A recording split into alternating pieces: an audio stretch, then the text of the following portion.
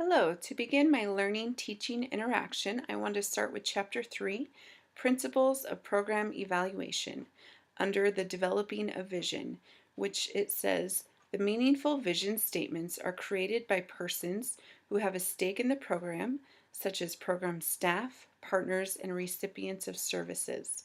And as I read about that, it reminded me a lot of the learning goals that we make with our participant in the intake summary.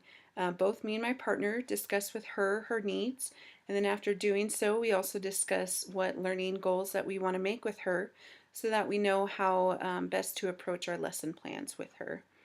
And then going on, it talks about getting specific, the program goals and objectives. And as I started to read that, I realized it was close to what I was reading about in the vision. However, it goes into more depth. And it says, goals are one step more specific than vision.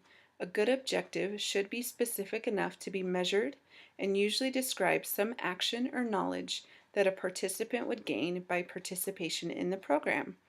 The example in the reading was reporting daily of your activity in yoga for 15 minutes a day for 4 days a week. And an example that I thought of is in my other class. I'm taking a communication class, and we learned about listening last week. Excuse me. And so, learning about that, we watched a TED Talk where he explained the importance of taking 3 minutes a day of silence just to kind of refocus ourselves, because there's a lot of distractions, a lot of things that are going on that we hear, and just it can be overwhelming at times. So it's important to take just 3 minutes a day of silence so that we can recenter ourselves and improve our hearing.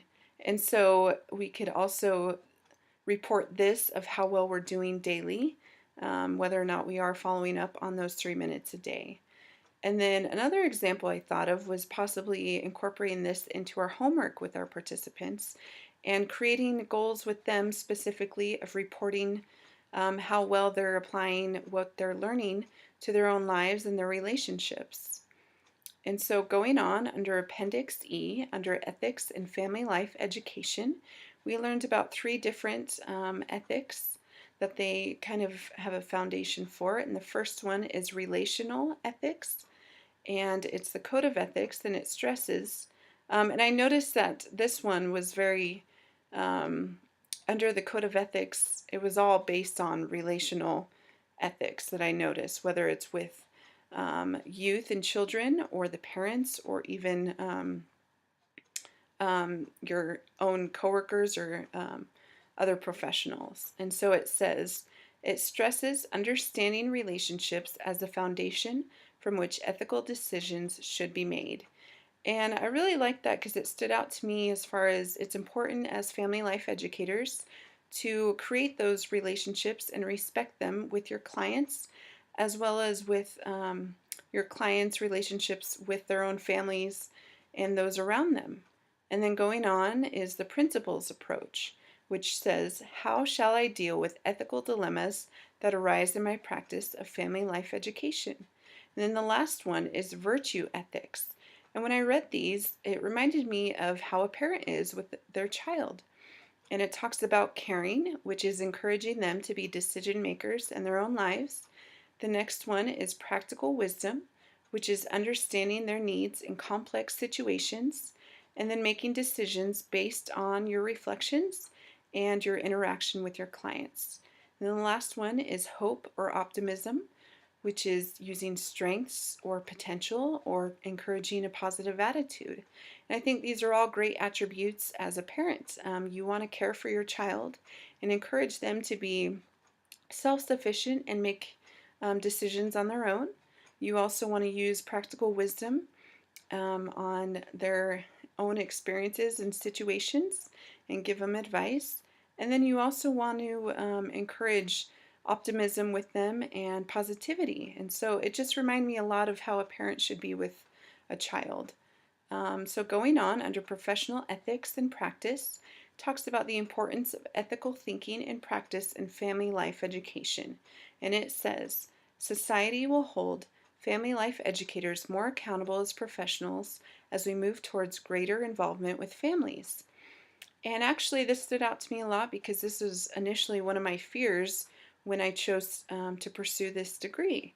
I realized that as I decided to be a family life educator, that I would be held accountable for what I taught, um, and that I would need to choose or would need to teach according to a code of ethics. And so it's a little intimidating to me, but as I've come to take my classes and continued further into this degree, it's more comforting as I learn and gain the knowledge that I need to become a professional.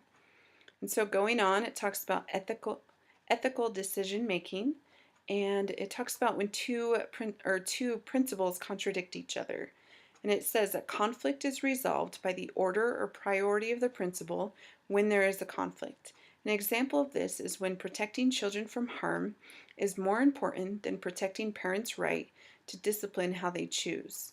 And I thought this was a good thing to know because that, of course, could happen when I am a professional as far as two code of ethics contradicting each other.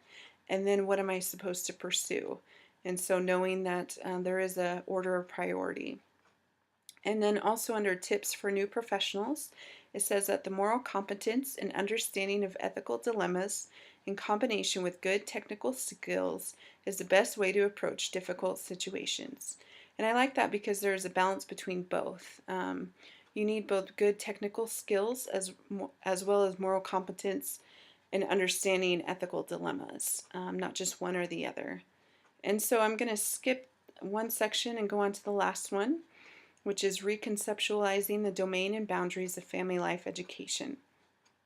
And under family life, um, it talks about all three different careers: family life education, family therapy, and family case management.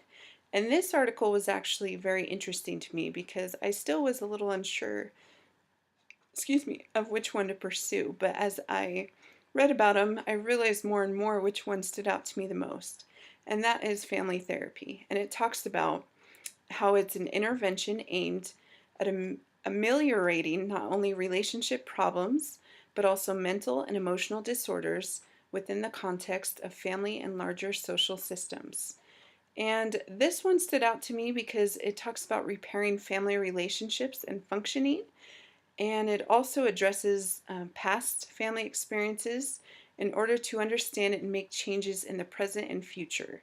Now, that is something that is huge to me. I love learning about people and where they came from, their backgrounds and their childhoods, and why they are the way they are, and their family relationships. And so this one really stood out to me as something I would like to pursue in the future. Well, thank you for listening.